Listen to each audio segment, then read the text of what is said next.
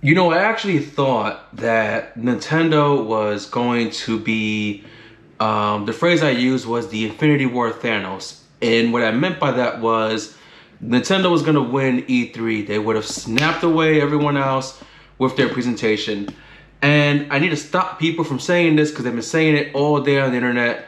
No, Nintendo did not win E3 this year, okay? Let me start by saying something I've already know from the beginning. I told people that they were not going to show the Switch Pro today. And people kept, saying that they're going to show the Switch Pro. They're going to come out the Switch Pro. No. The Switch and the Switch Lite each had their own Nintendo Direct presentation for the console. They weren't going to use E3 to show the Switch Pro. If they are going to show the Switch Pro this year, because it's supposed to release this year, it'll be its own Nintendo Direct. Same way as Pokemon gets its own Direct. So the problem I'm having is people really think that by showing one good thing in your whole presentation that you won E3. That's not how it works, okay? I was under the impression that E3 was there for companies to show you completely new stuff that you haven't seen yet. I didn't think it was showing you some crappy DLC and showing you shit that we already seen. Pretty much all these presentations have shown stuff that we already seen. We've already seen the Monster Hunter stuff. We already seen the Just Dance stuff. That was a given. We're gonna get that anyway. They're showing stuff that was already been announced and we already were aware of it. So I don't think Nintendo won E3. I think they dropped the ball on this one. Now, just like Microsoft, Nintendo had primarily two things they showed that were actually pretty good for the fans. One of them, not as much as it should have been. So let's just start with the Metroid trailer. We got a trailer for a new Metroid game called Metroid Dread, I think it's called. And it's a mixed emotion thing because it is a 2D side scroller, so it is classic Metroid. Kind of reminds me of Samus Returns because it has the parry attack.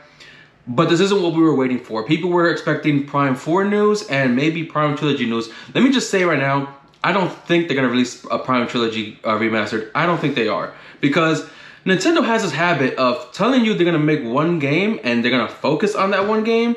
And instead, they completely split the focus between that and another title. For example, we thought the focus was on Metroid Prime 4, and instead we got focused on Prime 4 and on this new Metroid Dread. And it seems like this game is going to have the similar element from Resident Evil where you have a certain individual who is impossible to kill early in the game. They're going to stalk you throughout the whole game. That's what I got off the trailer. It also showed two amiibos they're going to launch for the game, which of course is going to be the same thing as the Skyward Sword amiibo and the Monster Hunter Rise amiibos that were, immediately bought out, sold out, and scalped. That's obviously going to happen this time again. So, unfortunately, it wasn't the Metroid news people wanted. I personally didn't like the armor they gave Samus in this game. I think it looks a bit too much. It's too much in, too much colors and stuff in there. It just didn't look good for me, okay? Didn't look good. So then they showed some gameplay for Breath of the Wild 2. Now, first off, let me say the good thing about that was that we finally get to see a kind of a window of when it's coming out. It's releasing next year. That could be anywhere within the 12 months of next year, more realistically next summer or next winter, okay? My problem with the trailer that we got for Breath of the Wild 2, the gameplay, is that my assumption is that the Hyrule that you're going to get in the sequel won't be much different, and instead it's a couple of add-ons here and there, and the biggest add-on to this game is the stuff in the sky. So you telling me that you are adding new locations up in the sky of Hyrule. What other game are you releasing that has land and sky-based terrains to travel?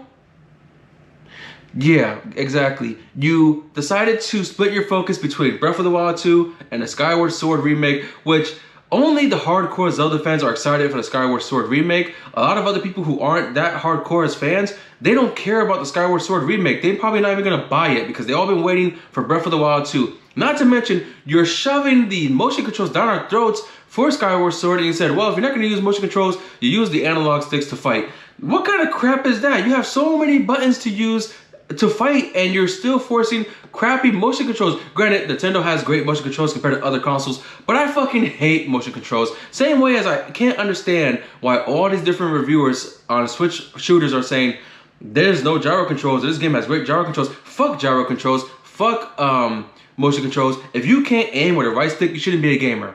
You really shouldn't be a gamer if you can't aim with the right stick. Moving on from that, I'm of course judging too early because the game ain't out for another year and it could be amazing. It took me like 4 different times of playing Breath of the Wild to actually enjoy it and love it. I'm not a hardcore Zelda fan. I'm just not. The only one I ever enjoyed other than Breath of the Wild after playing it like 4 times was Ocarina of Time. I didn't even beat that one, but I enjoyed playing the little bit that I played. So I don't know if it's going to be much different within Hyrule itself. It seems like they took the features from Skyward Sword of having the stuff in the sky and they're just putting it over to the sequel. But I did see some of the powers that they're going to give you in this game. It does look like reversing time is a big aspect of this game. It's no longer using the Sheikah Slate. It looks like he has an armband thing, whatever. So that's kind of cool and interesting. But here are some things that I need to get out there for people to understand. Number one, they cannot use the same mechanics of the first game where the weapon breaks after a few hits. That feature was fucking stupid because it takes the player time to find a really good weapon they enjoy, and then they use it and it breaks. Now they got to try to find another one or find something that can replace it. It was stupid. I really hated that feature from the last game. Some people liked it. A lot of people didn't like it. I'm one of those who didn't like it. And I need to tell you that it doesn't mean Nintendo won E3 because of the Breath of the Wild 2 reveal. Honestly, even after today, Microsoft won E3 because they showed like 30 games. They told you, like, they showed about 30 different games. They have Horizon 5 releasing. They have Halo Infinite not only releasing, but looking far better than it did when they last showed it.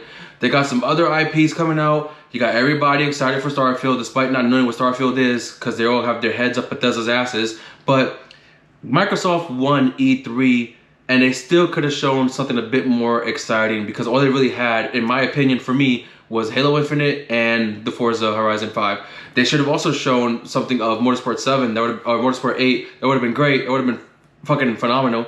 Maybe something more, like more information on some of these other games, like Outer Worlds 2 only has a title. There's nothing else confirmed about that game, and people are still excited, losing their fucking minds and shitting themselves over it. And it's these type of situations where the fanboys of these consoles are not accepting the facts, okay?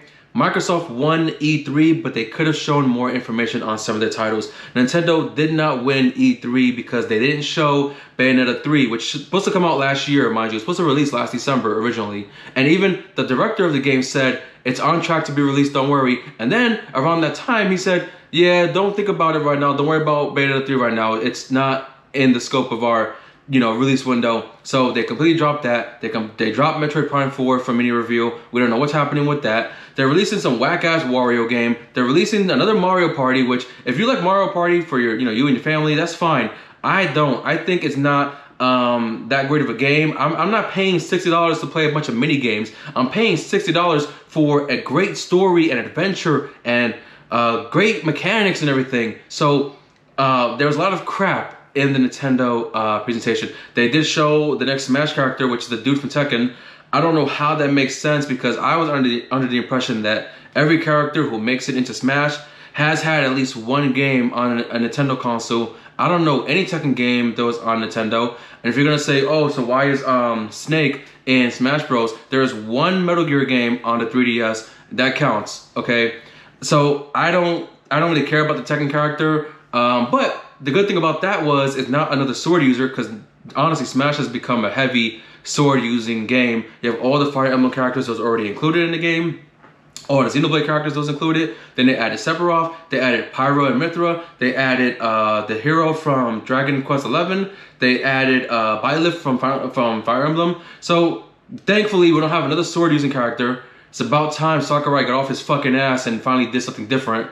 But I don't think Nintendo won the E3 this year, okay? Now, they are hopefully going to show the Switch Pro soon. I did hear there might be a Nintendo Direct coming within the next few weeks or maybe a month or two. So that's when they're going to show the Switch Pro, hopefully, and have it a window for when pre-orders will be out.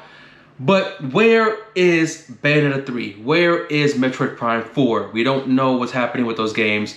We have no information. I think they reset the Prime 4 development like 2 years ago. So we may not hear from it. Next year we might hear from it in terms of it'll release the following year for 2023. So I don't understand why they have to do things the way they do it. Why they split the focus instead of focusing on that one title. But I don't work for the company. I don't know what they're doing. I don't know how to run a company. So clearly they're doing something right if the fans are happy with it. And then we got Pokemon releasing this year, so that's something. But yeah, they didn't win E3. I don't care about Mario Golf. Yeah, I don't know what else to say. This E3 has been shit. Thankfully Sony didn't appear, because Sony honestly wouldn't have anything to show at all. Sony would have just been there with their dicks in their hands. Even Take-Two, when they did their E3 press conference, what I'm understanding is it was more so of a guidelines for people in the workplace of, you know, people, I don't know what's right and correct in the workplace and being equal and diverse, whatever the fuck they said. They completely had no reason for being there at all. Even in the live chat, they were saying there's like no point of being here, waste of time.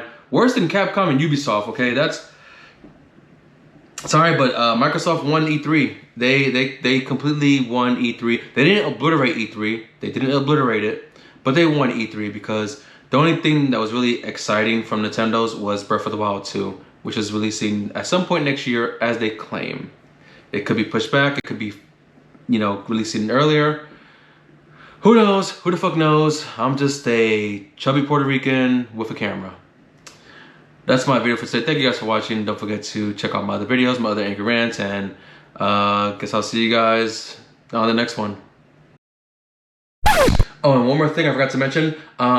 The Guardians of the Galaxy game that they announced on the Square Enix presentation, it is releasing for Switch, but it's a fucking cloud game, so you need good internet to play it. If you don't have good internet, guess what? You're not playing as the Chris Jericho wannabe Star-Lord in this game, okay?